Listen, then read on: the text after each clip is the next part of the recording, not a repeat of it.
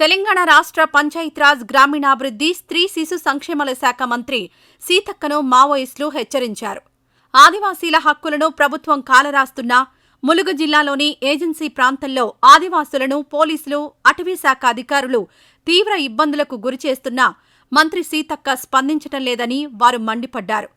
రాష్ట్రంలో ఆదివాసీల హక్కులకు పూర్తి బాధ్యత మంత్రి సీతక్కదేనని, మాజీ మావోయిస్టు అయిన ఆమె ఆదివాసీల హక్కుల గురించి కనీసం పట్టించుకోవడం లేదని వారు ఆగ్రహం వ్యక్తం చేశారు. జీవో నంబర్ 49తో కుమరంభీం జిల్లాలోని 339 ఆదివాసీ గ్రామాలను ఖాళీ చేయించాలని ప్రభుత్వం చూస్తోందని, దీని కారణంగా రాష్ట్రంలో 3 జిల్లాలు కనుమరుగవుతున్నాయని మావోయిస్టులు ఆందోళన వ్యక్తం చేశారు. కార్పొరేట్ శక్తులకు దోచిపెట్టేందుకే జీవో 49ని తీసుకొచ్చారంటూ, ఈ జీవోను వెంటనే రద్దు చేయాలంటూ ప్రభుత్వాన్ని వారు డిమాండ్ చేశారు. ఈ మేరకు మావోయిస్టు అధికార ప్రతినిధి జగన్ పేరిట లేఖ విడుదల చేశారు.